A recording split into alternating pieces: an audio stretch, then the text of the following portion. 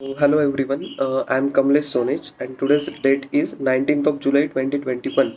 Okay, so our today's topic is string buffers and string builders. Okay, to understand that what is string buffers and string builders, firstly we will see that what is string. Okay, so the string is an object of the sequence of the characters. Okay, like whatever the characters we are having, the sequence of that characters is nothing but the string. Okay, so string is a data type that is non-primitive data type. Okay, which stores the sequence of an characters. Okay, so there are two ways to create the string. Okay, there are two ways to create an object of strings. Okay, so the first way by which we can create an object of string is by literal. Okay, so whenever we are creating object of an string by literal, then the object is being stored in scp. Okay, that is string constant pool. Okay, so string constant pool is nothing but an reserved area for the literals. Okay, like strings in literals. Okay, so whenever we create any object of a string by using literal, then that object is being stored in scp, that is string constant pool. Okay, and when the second way of creating an object of a string is by using the constructor, that is by using the new keyword. Okay, so whenever we are creating an object of a string by using the constructor, then that object is being stored in scp and heap memory as well. Okay, so whenever we are creating any object, okay, at two times, like the same string for two times, okay, then two objects will not be created. Okay, the same object will be created. Okay, and both the references whatever we have created, that will be pointing towards the same object. Okay, so that is how it works in scp. Okay, so scp checks that is that object is being created or not. Okay, whatever the object we are creating a particular string, so scp checks that is that object is being created firstly, and if that object is being present in scp, then it will not create the object for second time, it will just share the reference. Okay, for the second reference. Okay, so both the references will be pointing towards the same object. Okay, so that is what the string is. Okay, now one thing that is about string is the string is immutable. Okay, like once we define any string, then we cannot make any changes in that string. Okay, so that is what the disadvantages of using the string is. Okay, like if you want to make any changes in that string later on, so we cannot make that changes. Okay, like if we have to increase the length, or if we have to increase the if you have to reverse the characters inside that, or if you have to perform any operations on that string, so we cannot make any changes in that string. Okay, once the object is being created, then we cannot make changes in that. Okay, when we need to make any change in that string, then we have to make the another object. Okay, so it will consume more memory from you. Okay, so that is what the disadvantages of string is. Okay, so these disadvantages have been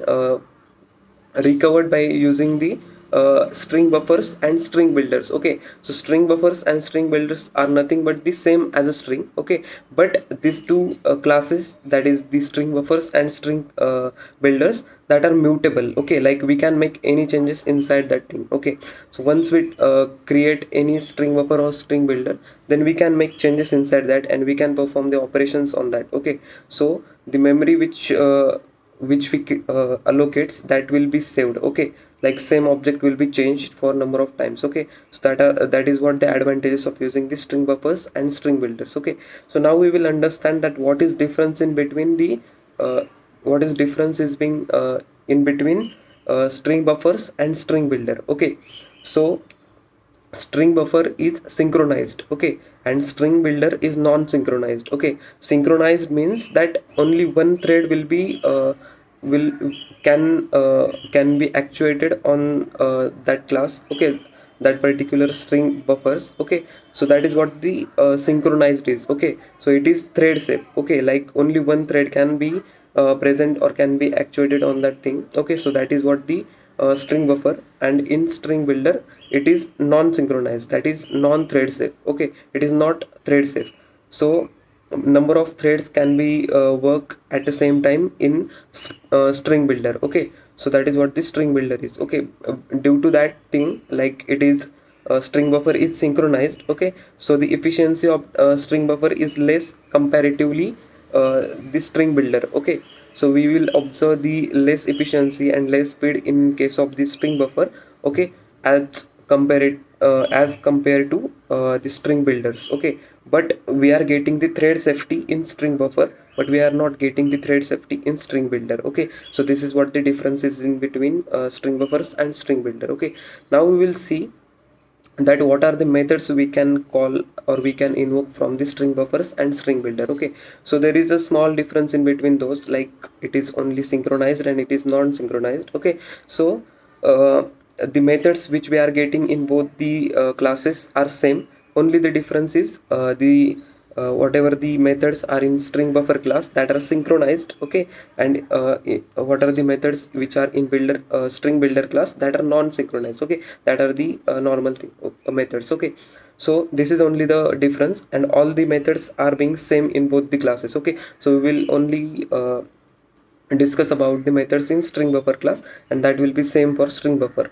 Okay, so the methods in a string builder class are, so the first method is append. Okay, so append method is used to concat the two strings. Okay, like whenever we are having any string. Okay, and if we append the another string to that string, so it will concat both the strings and create it will change the first string to new string, that will be concatenation of both the strings. Okay, so the same object will be there and that string will be changed. Okay, so that is what the append is. Okay, it makes the concatenation of the two strings. Okay, that is the append. Now insert. Okay, so in insert method we need to give the two parameters. Okay, so the first parameter is int offset. Okay, and second parameter is string. Okay, so int offset is nothing but that from what index you want to concat the second string to the first string, that is what the offset is. Okay, so it insert that second string into the first string